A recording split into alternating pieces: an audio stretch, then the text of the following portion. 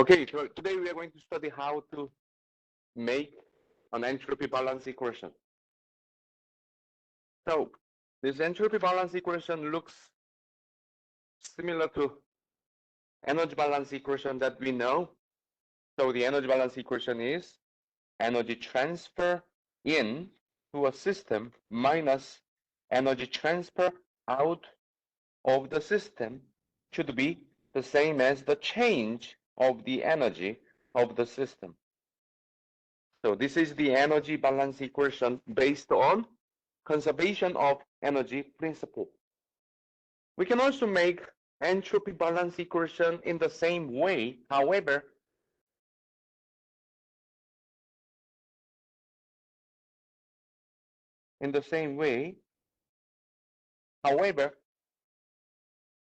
S in minus S out is not the same as the change of entropy of a system because there is no conservation of entropy principle, because entropy always increases when there is a irreversibility.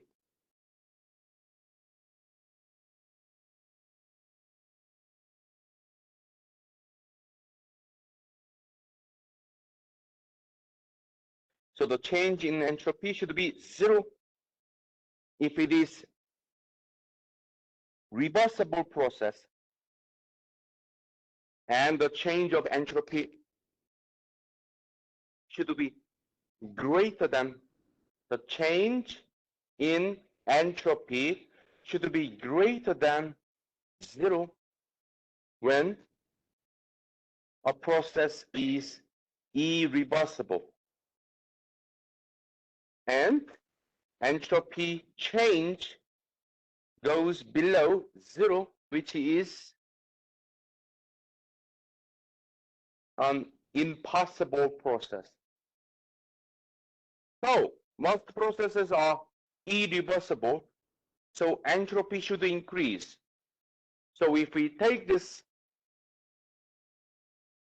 into this equation, then we may be able to make entropy balance equation.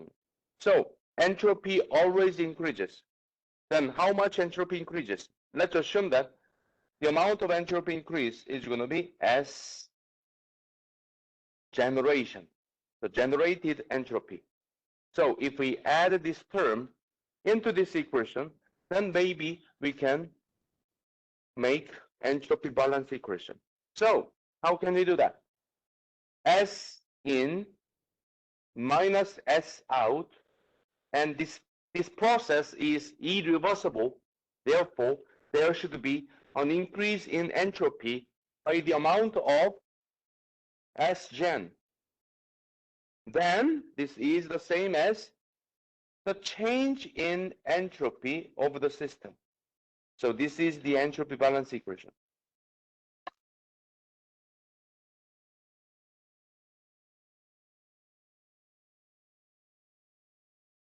Now our question is going to be, how can we determine each term in this equation? First of all, the easiest one, the left-hand side, the change in entropy of the system. How can we determine that? It's going to be, how can we determine the change in entropy? We can calculate the entropy at the final state as S2 minus the total entropy at the initial state S1. That's how we can calculate the change in entropy of the system. So if we use specific property rather than this capital, then we can say mass times mass at the final state minus specific entropy at the final state minus mass at the initial state times specific entropy at the initial state. That's how we can determine the change in entropy of a system. What about entropy generation? This is what we want to determine. Then what we need to know is how we can determine entropy transfer.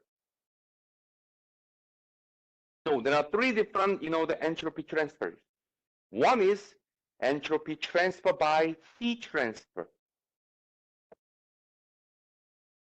So what kind of energy transfer can go in and out? The first one is energy transfer by heat, Q. Let me write it here. First, energy transfer by heat, Q in, and the other one is energy transfer by work, W in, and energy transfer by mass, which is mass at the inlet times its energy per unit mass. And this can be internal energy U plus kinetic energy velocity square over 2 plus potential energy gravity times elevation Z, and we have a flow energy together. So this becomes H plus kinetic energy plus potential energy. That's how we calculated energy transfer by mass at the inlet and at the exit. Then what about entropy transfer?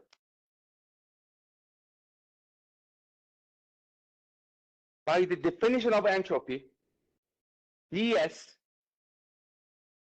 is del Q over T. That is the entropy when it is reversible. Entropy transfer by heat can be determined by S in is Q in over temperature. So that's how we can determine the entropy transfer by heat transfer to the system. What about energy transfer by work?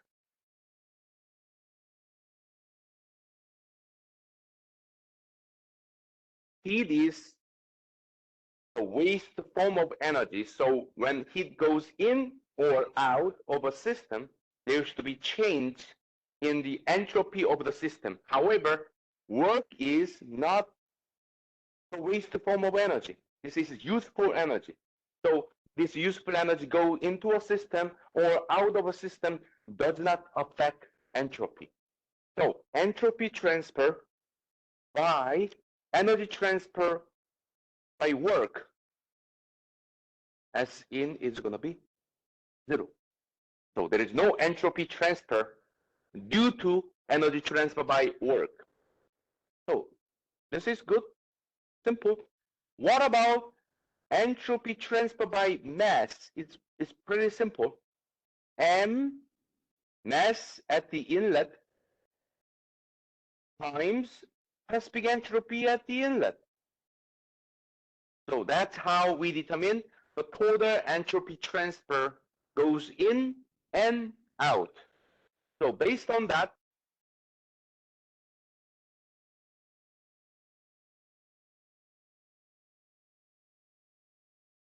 let me write the entropy balance equation. The general entropy balance equation is going to look like, so we have a Q in over T, Q in over T, and there's no entropy transfer due to energy transfer by work, so we can neglect that, and entropy transfer by mass. So this is going to be M in times S in. This is the entropy transfer by mass entering a system. Then we have an entropy transfer going out of a system.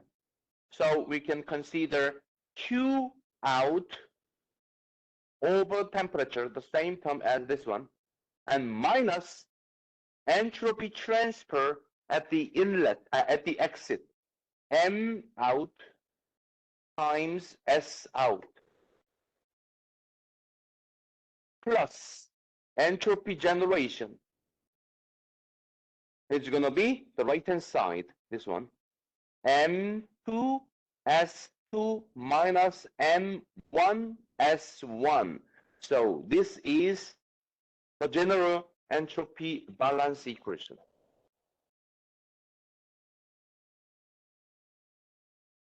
So If you want to determine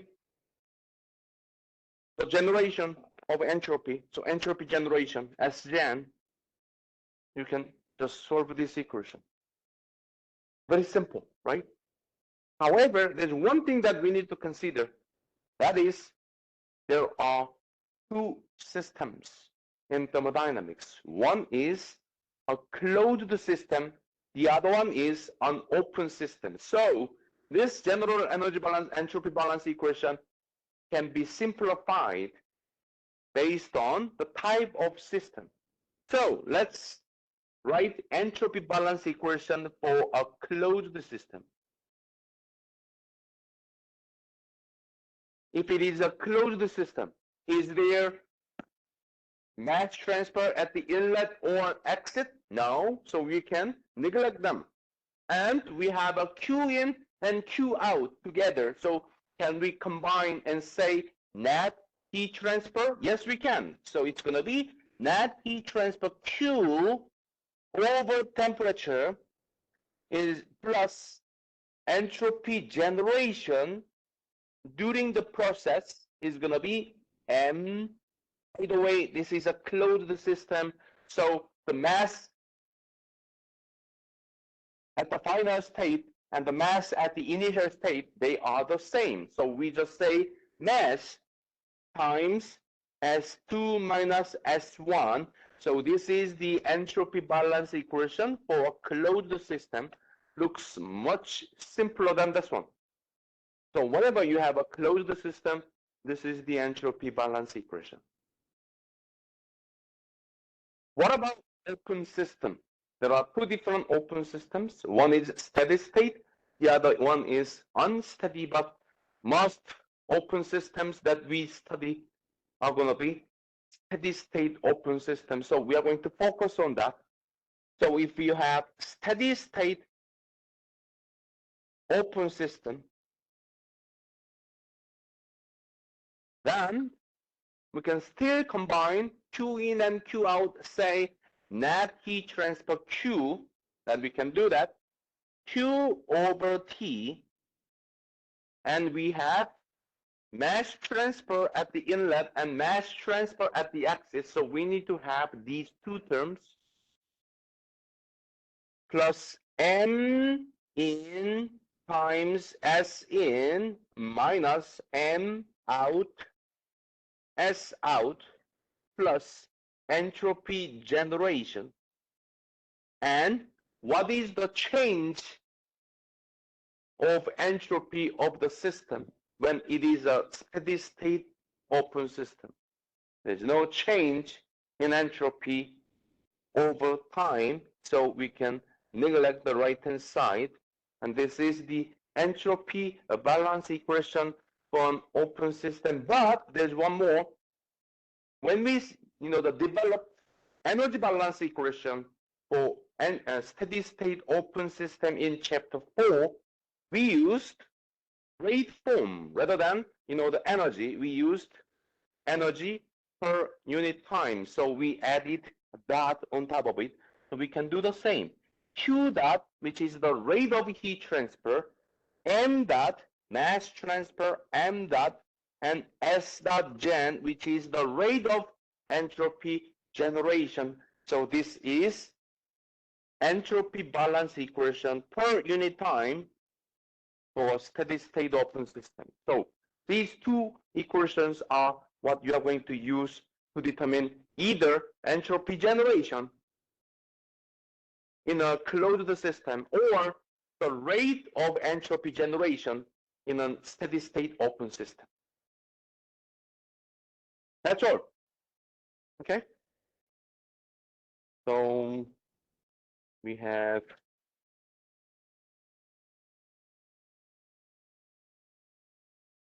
this slide explains, the how to determine entropy transfer.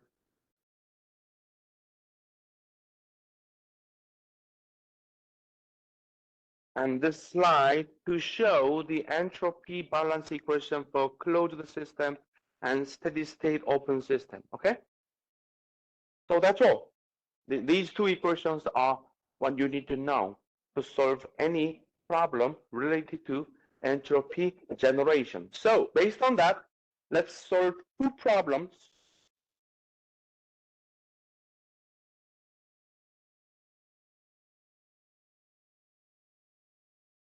Oxygen enters an insulated 12 centimeter diameter pipe.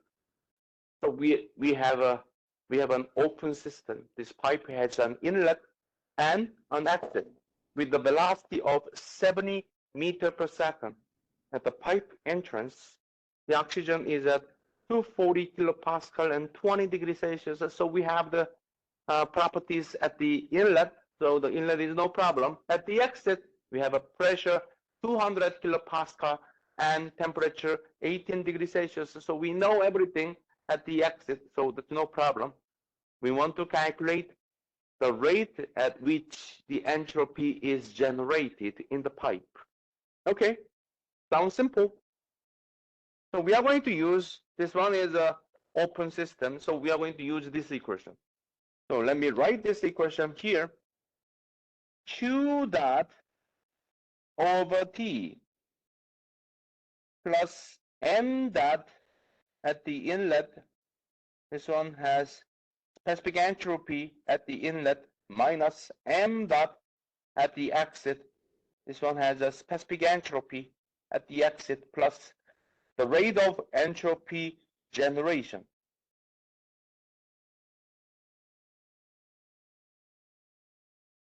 First of all, it says insulated pipe.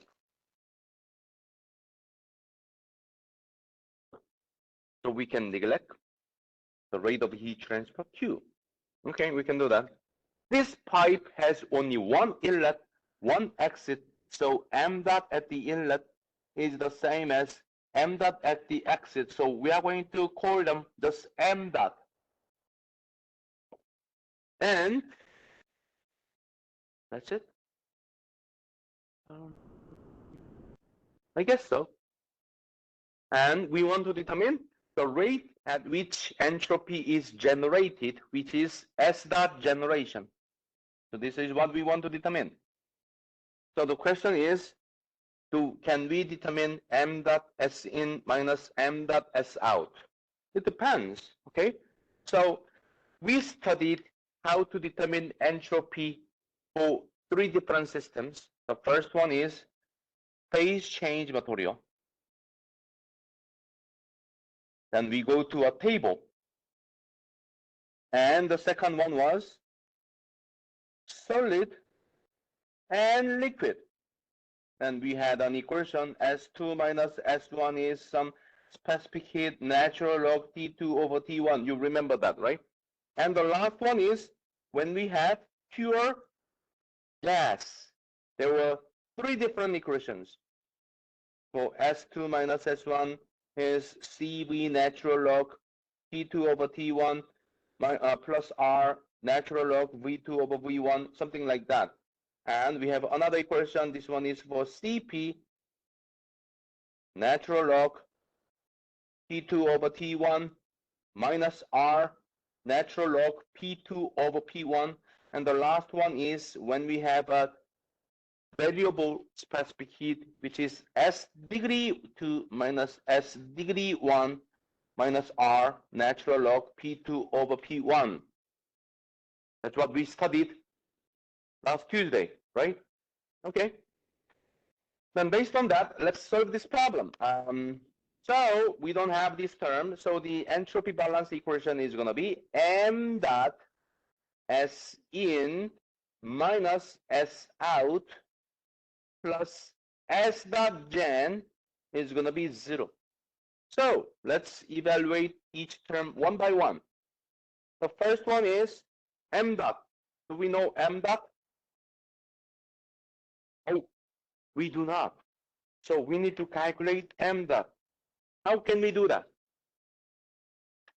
We studied two equations to determine M dot. So the mass flow rate can be determined by density times volumetric flow rate. That was the first one. Do we know the volumetric flow rate? No, we do not. Then what is the other equation?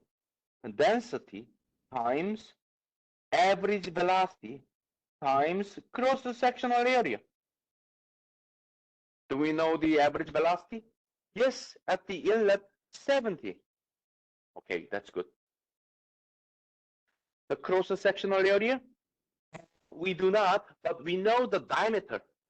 If you know the diameter, it's going to be pi d square over 4, right? So this diameter is going to be what? 12 centimeters. Do you like centimeters? Add on. So it's going to be 0.12 meter. So you just need to determine this density. How can we do that? If you want to determine a property of gas, we can use two equations. One is ideal gas equation, the other one is specific heat equation. So this time for density, we can use ideal gas equation. What is ideal gas equation? P V is RT. Oh wait, we don't have density. Now the density is the inverse of this specific volume.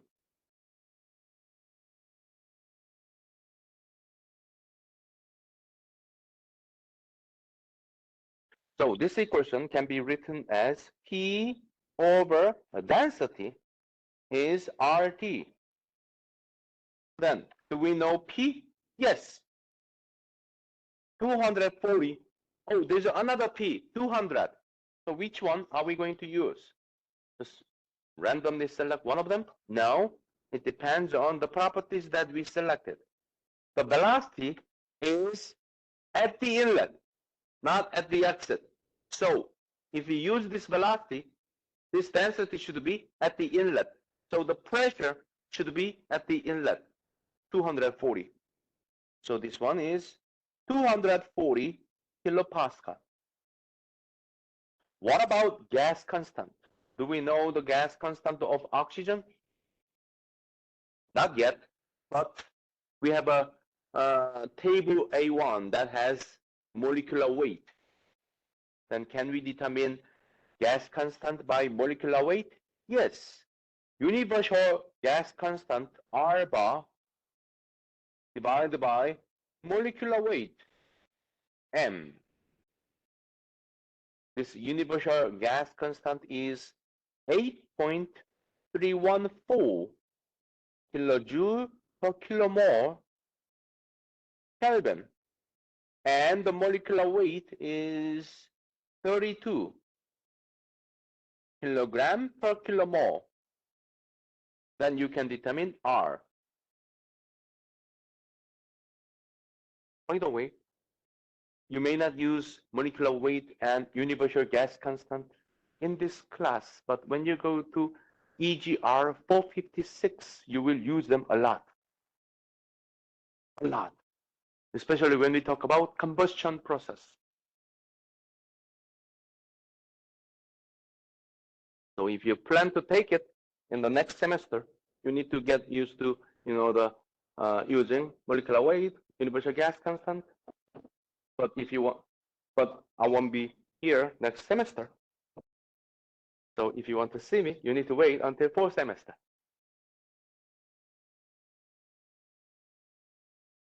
If you don't want to see me, you can take it next semester.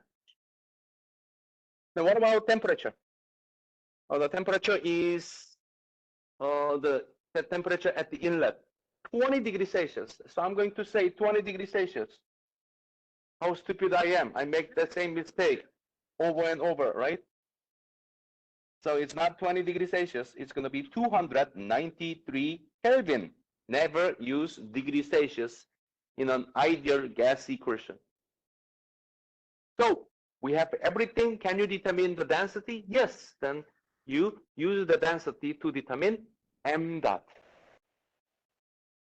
So from this ideal gas equation, you determine the density and you use this density in this mass flow rate equation to determine the mass flow rate. So if you do, the mass flow rate is, do I have it? 2.496.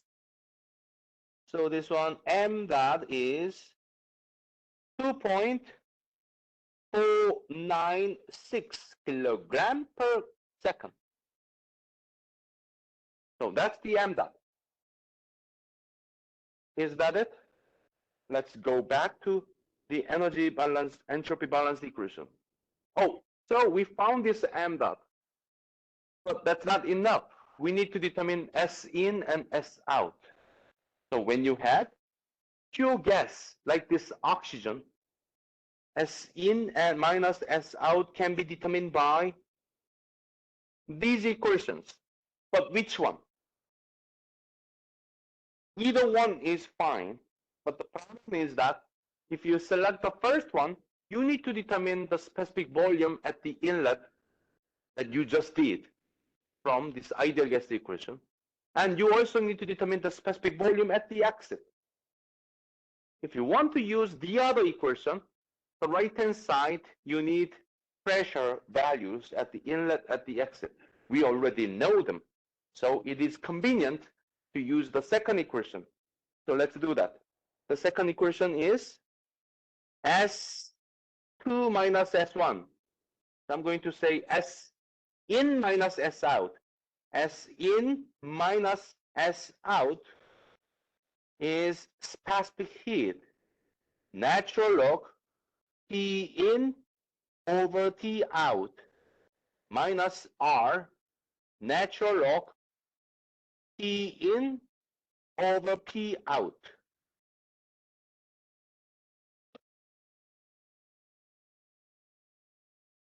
Then you just need to solve this equation.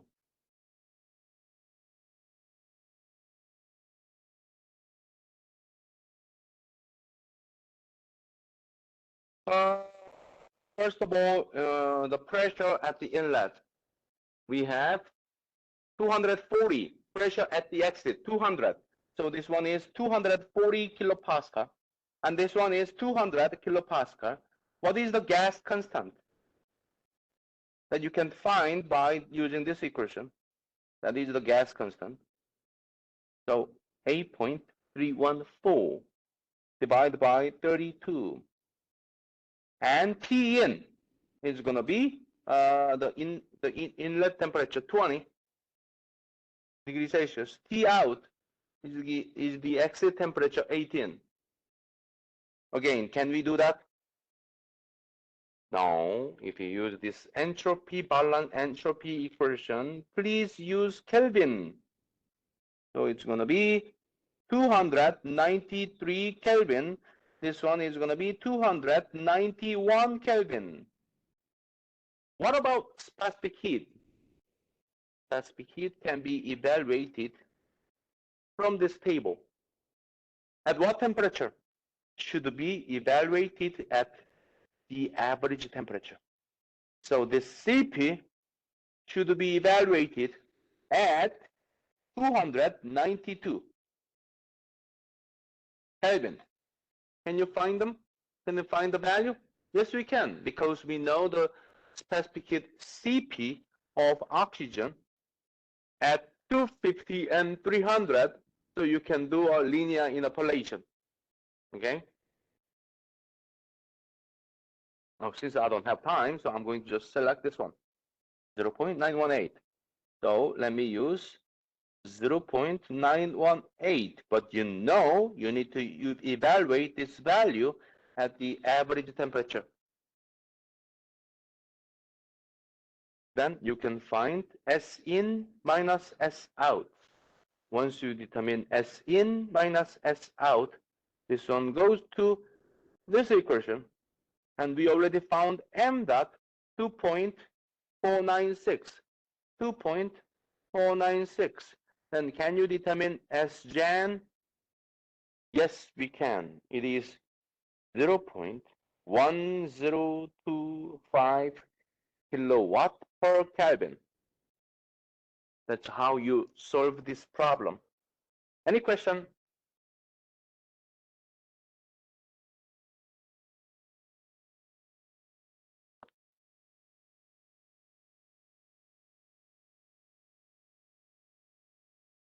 If I give you this problem in your second exam? No, your third exam. Can you solve it? Yeah.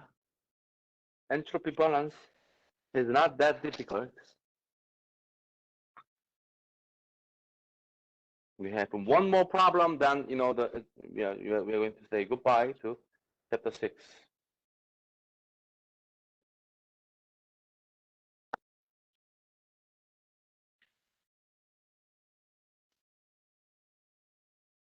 Now we have a turbine. We have a steam. Too bad that we have to use the table. Okay, so here is the last problem of chapter 6. Fun and interesting chapter 6 is almost over.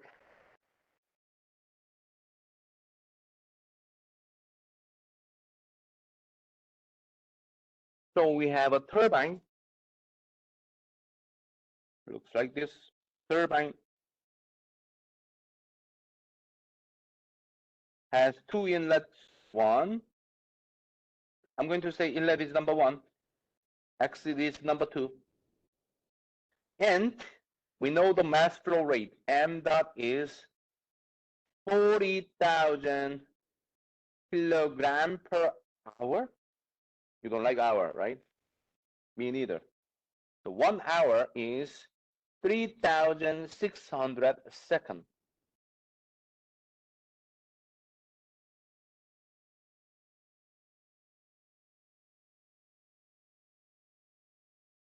$40,000 divided by 3,600. It's going to be 11.111111. There are too many ones. Okay, so it's going to be 11.111 kilogram per second. We can just stop at the second decimal. So 11.11, 11.11. Entering at 8 megapascal and 500 degrees Celsius. Of course, at the inlet, we have a high pressure and high temperature because the steam is going to expand in the turbine, pushing turbine blades so that we can generate shaft work, shaft power. Okay. So at the inlet, we have 8 megapascal, 80 times greater than the atmospheric pressure, and 500 degrees Celsius. Right temperature to make a fried chicken, and leaving at 40 kilopascal.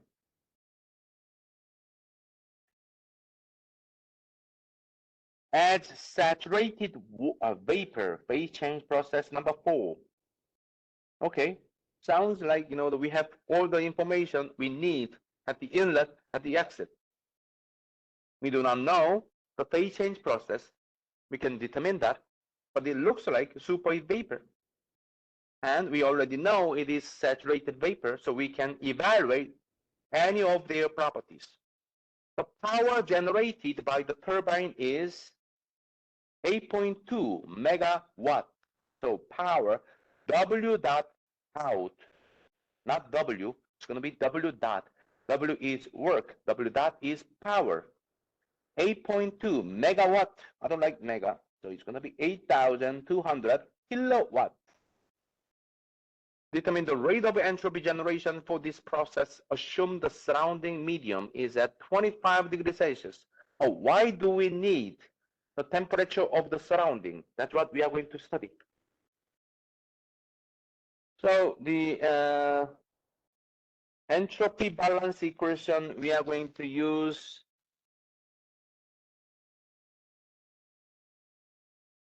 is this one. So let me write this equation here.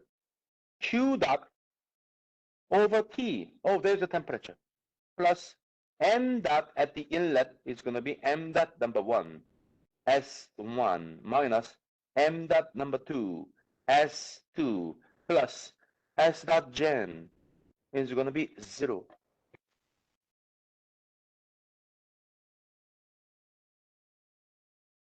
So the temperature, 25 degrees Celsius. This temperature is going to be used for this T. So you are going to say 25 degrees Celsius. whenever you see a temperature, make sure you know which unit you have to use. It's going to be 298 Kelvin. Do I know m dot? Yes, 11.1111, 11.11 kilogram per second. What about m dot number 2? 11.11 kilogram per second. Can we determine S1? I think yes. We know pressure and temperature. If you know pressure and temperature, you can make a property diagram because we need to know the phase change process first. So let's do that. At this pressure and temperature, we can make, what table do we have? We have a pressure table. So at 8 megapascal, we can make T, what? Anything, TS diagram. We can do that because we want to determine S. So TS diagram looks like this. We need 3 reference properties, but I'm going to use just T set because we know temperature. So we are going to compare this temperature and T set. What is T set? At 8 megapascal, T set is only 295.1. This is 295.1 degrees Celsius. Here is compressed liquid, saturated liquid, saturated mixture, saturated vapor, and superheat vapor. Then 500 is much higher than 295, somewhere up here. So what is the phase change process? Number 5, superheat vapor. So once you determine it is superheat vapor, then you go to superheat vapor table. Table A4, superheat vapor table. Pressure is 8, temperature is, oh no, we don't have 500. 500 is between these two. So if you want to determine specific entropy S, what do you need to do? Give up? No, you can do a linear interpolation. I did it. I did my homework. So it's a 6.723. 6.723.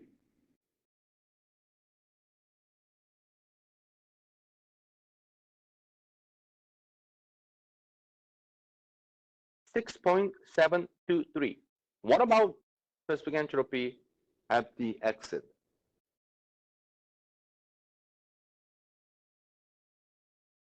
It is phase change process number 4. So its entropy S2 should be the same as SG. Specific, I'm sorry, saturated vapor. At what condition? 40 kilopascal. So SG at 40 kilopascal. Do we know them?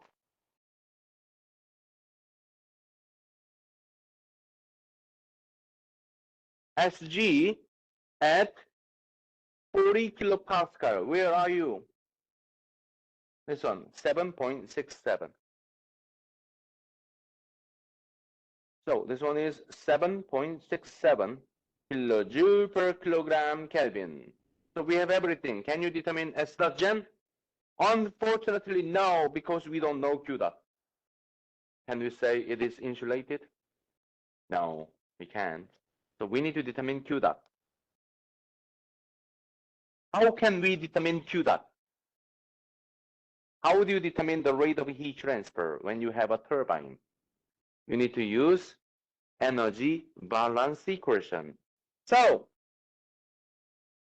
let's write energy balance equation for a turbine. You remember the energy balance equation for a turbine? If you don't, that's okay. We can start with the general energy balance equation, Q dot in plus W dot in minus Q dot out minus W dot out is going to be, wait, what am I doing? This is wrong, okay? Say Monday? No. What's going on? Q dot in, maybe this coffee has decaf? I hope not.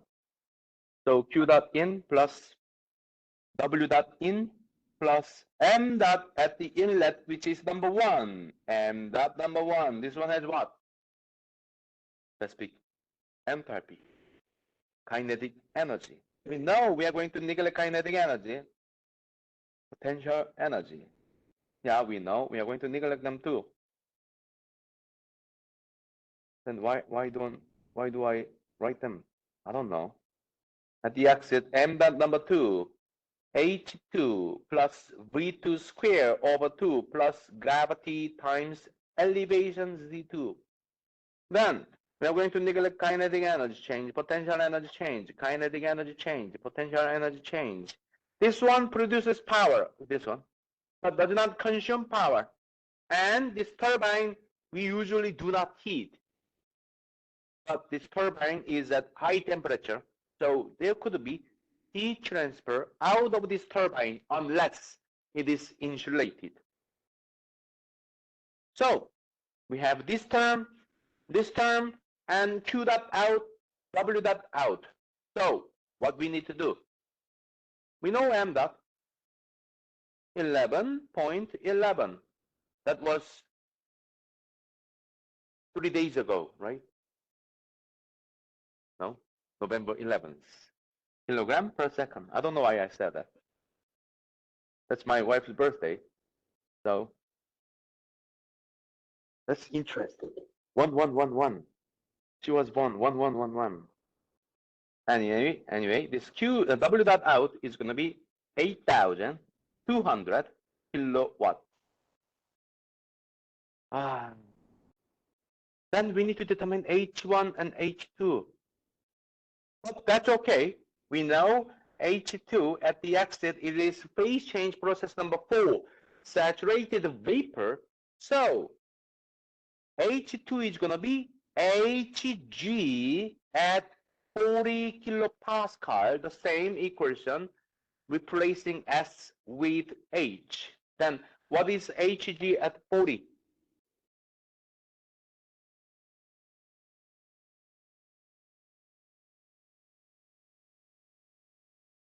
At 40, where is Hg? Here, so the properties that we are looking for is 2636.8. This one is 2636.8 kilojoule per kilogram. What about H1? Oh, no problem. We know it is phase change process number 5, so we need to go to table A4. So there is a H and 500. Oh, now you're not very happy because you need to do another linear interpolation. I did it. That is 3,398.5. Wait, 05. 3,398.05. That goes here. 3,398.05 kilojoule per kilogram. We have everything. Can you determine Q dot out? Oh, yes, we can determine Q dot out. So what is it? 258.33 kilowatt. That is Q dot out. Okay, so we found the heat transfer. Then this value goes in here. So say 258.33 kilowatt. This one. Then you can determine S dot gen. Am I right or there's a mistake?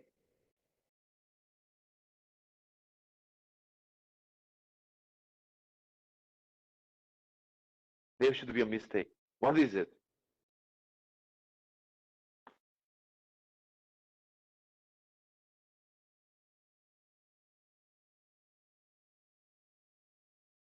What is it? What is the mistake here?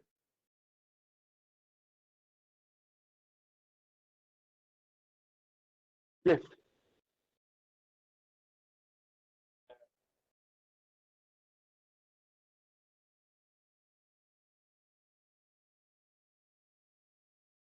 No, we have a dot here. So this one is also kilowatt.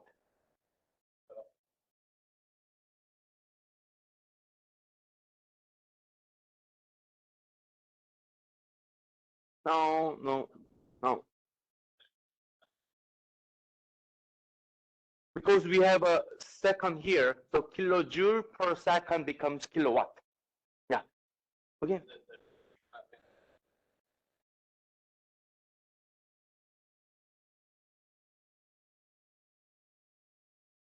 Yeah, Q dot is net heat transfer.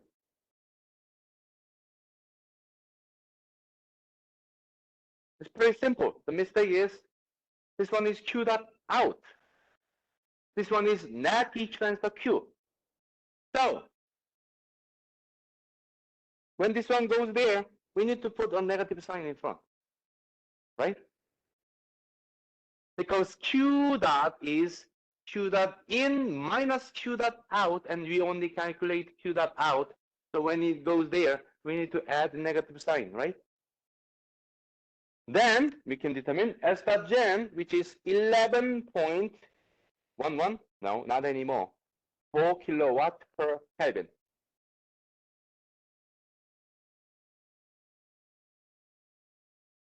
That completes chapter 6.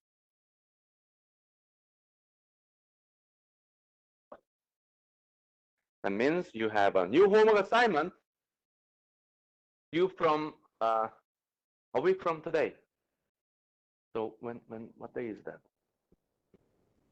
21st.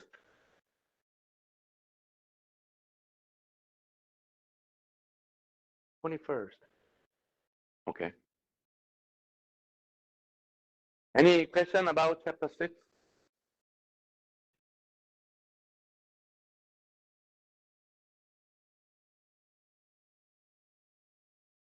So that's everything about chapter 6. Let's go to chapter 8 and 9. By the way, chapter 8 and 9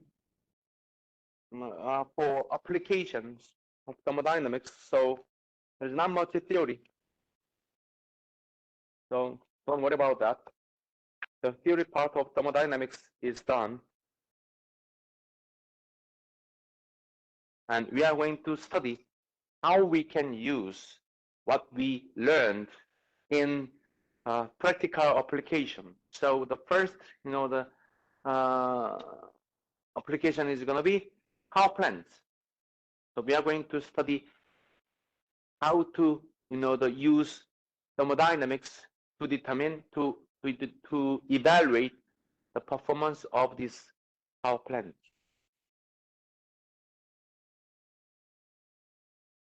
There are many different types of power plants in the world to produce electricity, and one can be fossil-fueled power plant, nuclear power plant, solar power plant, geothermal power plant. There are many different types, but most of the power plants use the same thermodynamic cycle, which is called Rankine cycle. That's what we are going to study. This is what is called Rankine cycle. And this Rankine cycle is similar to the heat engine that we studied in chapter 5. So we have different types of power plants depending on how we provide heat into this cycle.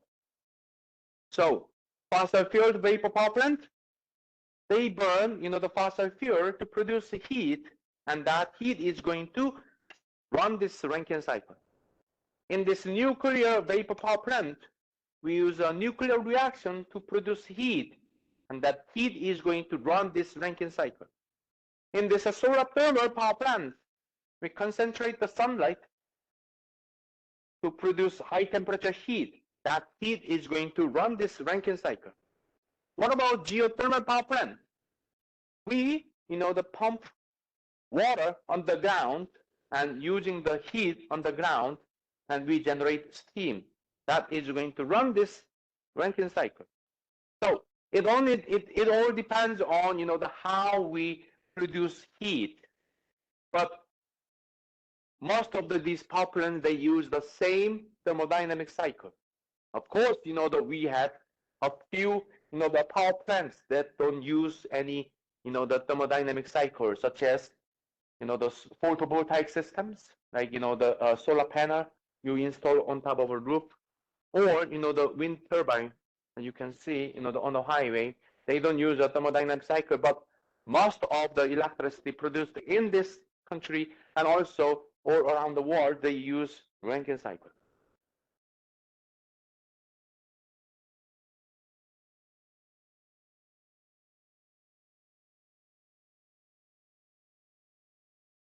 So we all know, about this fossil fuel, the vapor power plant. We burn, the coal or natural gas to produce heat. What about nuclear power plant? We have a nuclear reactor where we can generate high temperature heat. That heat is going to run Rankine cycle.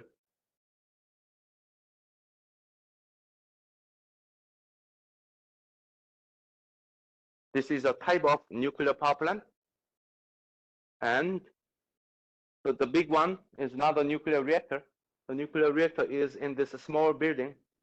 This one is a cooling system, air cooling system. Then why do we use air cooling system? Because if you use a water cooling, that is going to heat the water and the fish cannot survive. So that's why we prefer air cooling. Long time ago, we used, the water cooling because water cooling is much more efficient. But, these days, the people talk about, the environmental effect. So they kind of switching back to air cooling system, even though it is less efficient than water cooling system. And it has, also, the other regions, such as if you use a water cooling system, you need to have a lot of water. Where can you find those, a lot of water?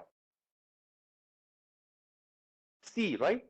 So if then, the many major giant power plants are built on the coast, then there is a, the potential, the hazard. What is that?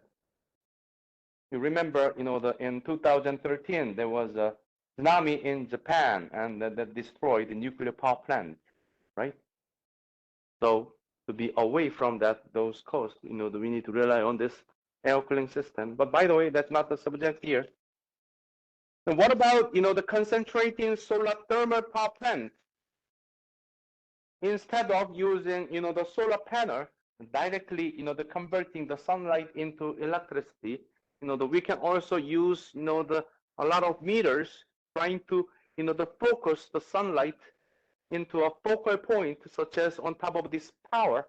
So that's how we can generate high temperature heat for free. So usually the temperature at the top goes up to 1000 degrees Celsius. So we can use that heat to produce electricity. That's another type of solar power plant, different from the solar panel that we install on top of roof. Then which one is better than the other? That could be your question. Oh, it depends. The good thing about this one is that we concentrate the sunlight in the form of heat. So storing heat is very easy. You just need to have a tank, has a lot of insulation, and keep the, the heat inside. It's free, right? And then you use that heat when the sun is gone at night to produce electricity. So producing, the 24 hours, this one is more convenient. Then what is the good thing about photovoltaic system? How big this one is. You cannot install this one on your backyard, right? So that is the disadvantage of this type of power plant.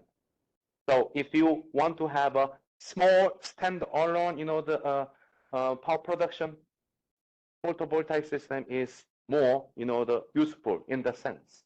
But the bad thing, the cons of the photovoltaic system is you cannot store that electricity. You can store that electricity, but it's expensive, right?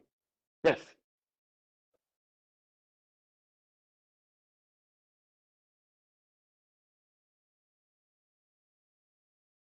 You can use water as a, the storage system, but the problem of water is that, the water cannot survive at high temperature. If you want to run a thermodynamic cycle, we need to have a extremely high temperature heat. The water cannot go to that high temperature. What is the maximum temperature of water? Just for your information. That is called, the critical point. The critical temperature of water is 300. I don't remember that, but you can find it. Just go to the appendix table and open the first slide. Not this is second page. First page, and there's a water. And the third one, the 1, 2, 3, the fourth one is called critical temperature. The water cannot go beyond this temperature. That what is the temperature of the water? 647.3 Kelvin. So if the temperature goes beyond this temperature, water is not water anymore. It's called supercritical water. Yes.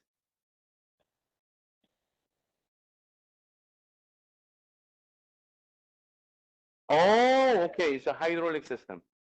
Yeah, you can do that, but it's a the graphically limited. So you need to have lots of waters and many mountains, right? Yeah, you can do that.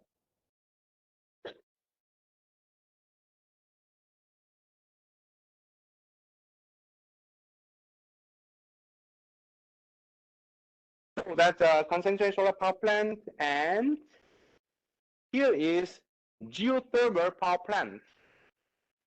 So we pump water on the ground, usually more than the 100 meters or 200 meters, and when you go that deep, the temperature is not as good as here. It's going to be very hot, right? So once you pump the water on the ground, and it's going to come back as what? Steam. So we use that steam to run the power plant. Sounds interesting, right? The problem is that the making a hole is cost a lot of money. So is it useful? Yes, because if you go to the southern area, there are many abandoned oil farm. They already have a hole very deep, so you can just pour some water and see if steam comes out. If steam comes out, oh, this is a place that I'm going to build the power plant. I'm seriously, the people actually do that. So that's a geothermal power plant. Then, how can we actually produce heat and produce electricity when there's a high temperature heat? This is, the simplest way to show. Yes.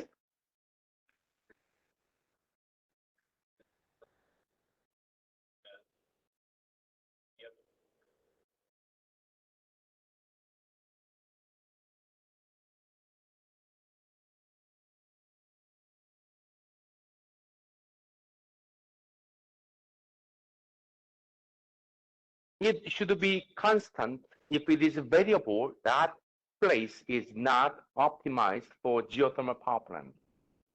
So you need to, theoretically, you need to make a lot of holes, and then test, the water and see, if the water, the temperature is going to be uniform and high enough.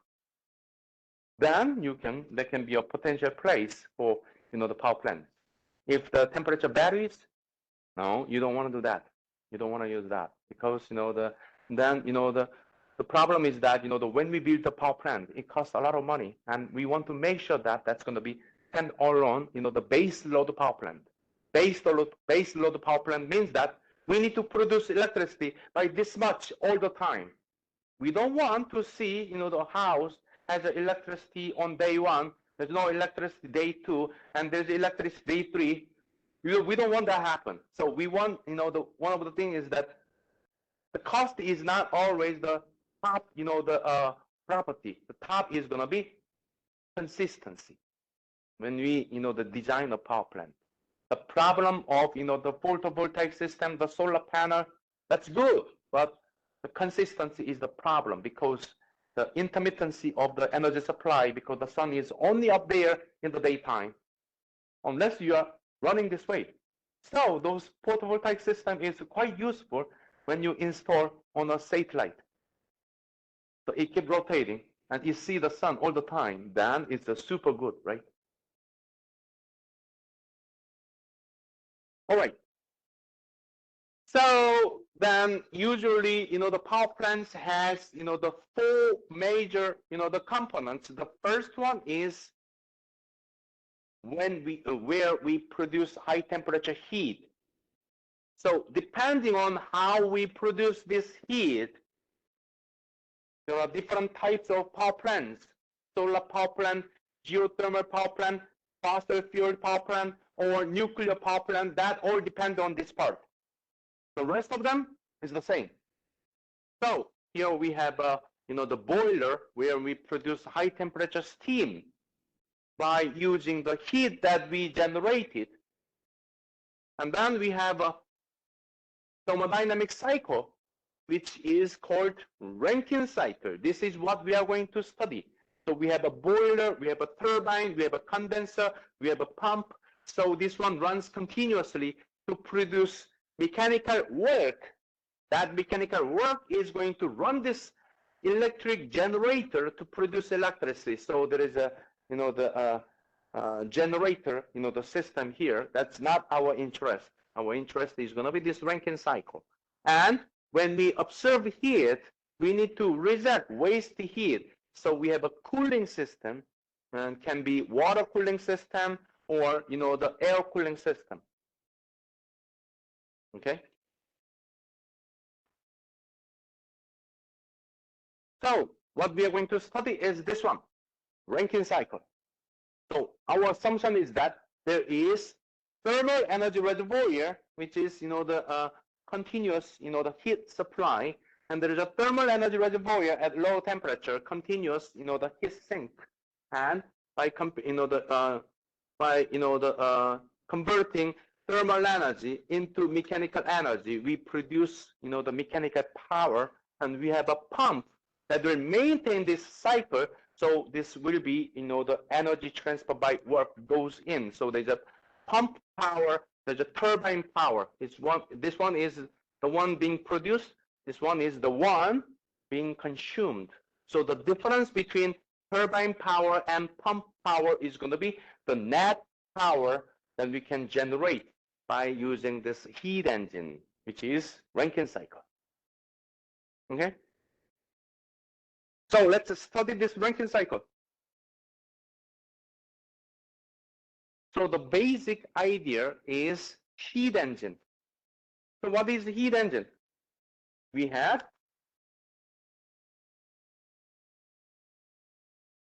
heat engine. This heat engine has two thermal energy reservoirs.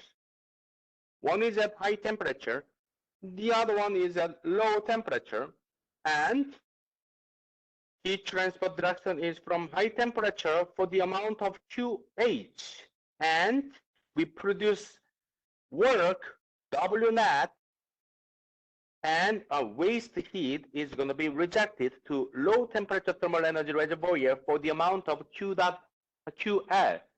And how can we evaluate the performance of this heat engine? We use efficiency.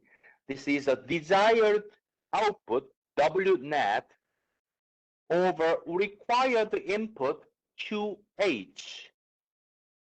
That's how we evaluate the performance of this heat engine. And usually heat engine, we assume that this one is a steady state operation. So we can use rate form Q.H, Q.L, W.net. So we can add a dot on top of it.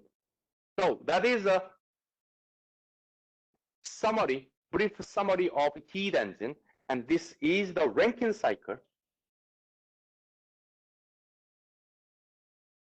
That's shown here. So if you move this way, then we have a boiler, produce heat, and provides heat. We have a condenser, the observing heat. and we have a turbine that produces net power. Okay, so that is heat engine that we studied in chapter 5. Then this Rankine cycle is a type of heat engine, and it has 4 components. The first one is turbine, where we produce turbine power. So this is a Rankine cycle.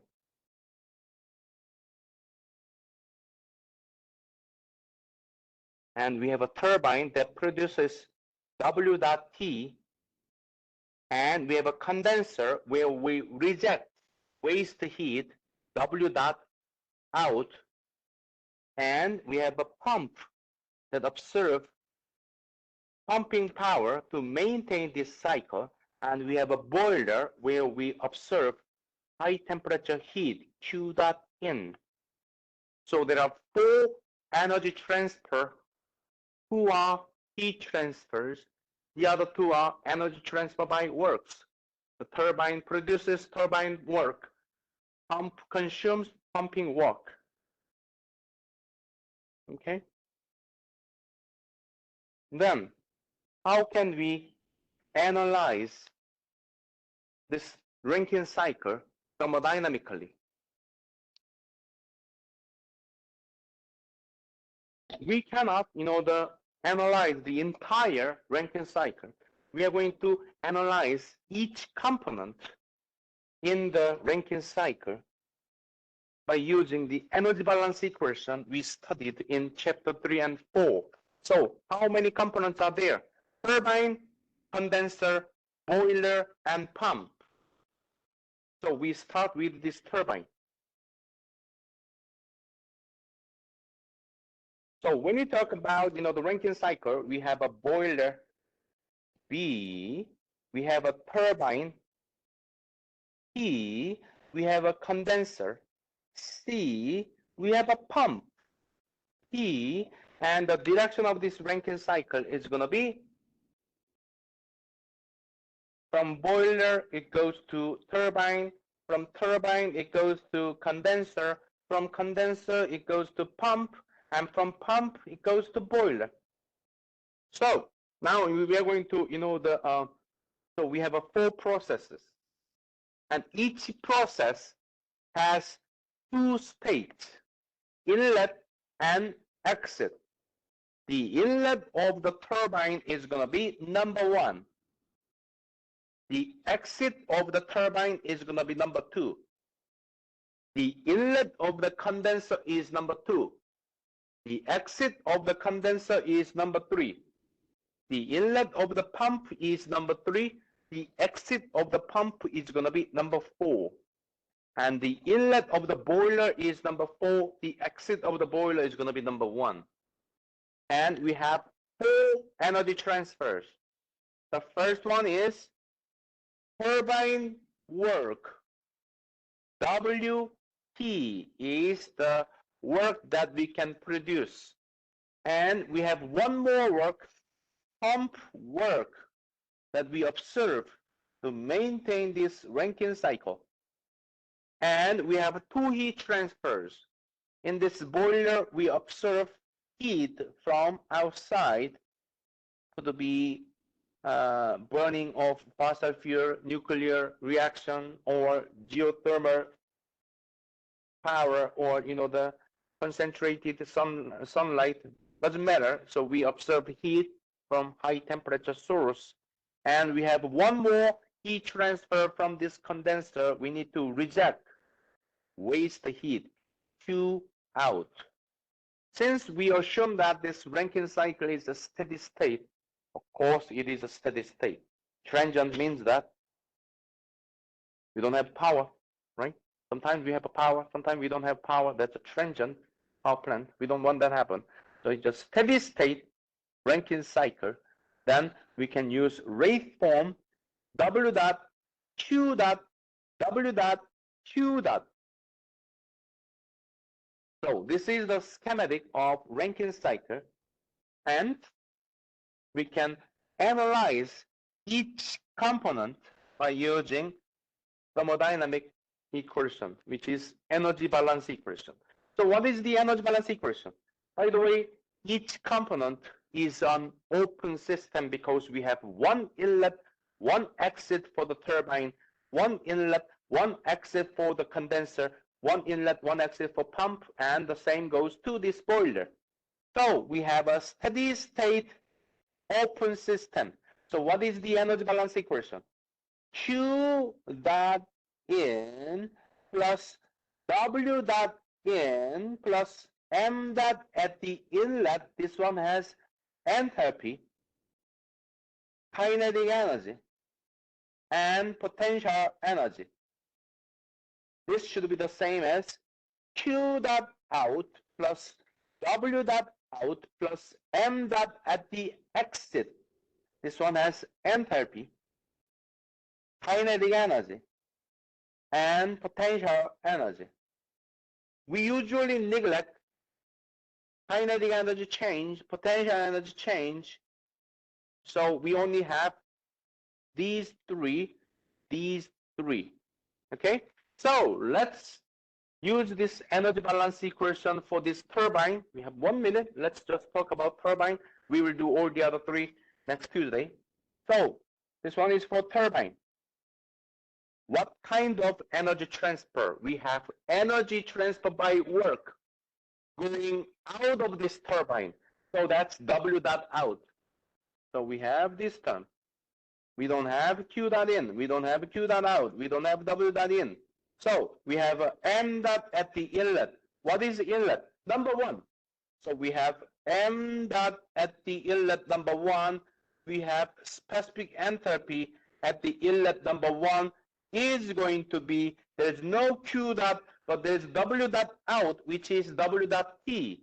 W dot T plus M dot at the exit. Exit is number two. So M dot number two times specific enthalpy at number two. So this is the energy balance equation for this turbine. By the way, this turbine has one inlet and one exit. So you can remove the subscripts of this M dot, then you can move this one to the left-hand side. Then the energy balance equation for this turbine is going to be W dot T is going to be M dot H2 minus H1. So this is the energy balance equation for this turbine. And we will do the same for the condenser and the boiler and the pump next Tuesday. Okay? That's all. Any question? Yes. Oh, you're right.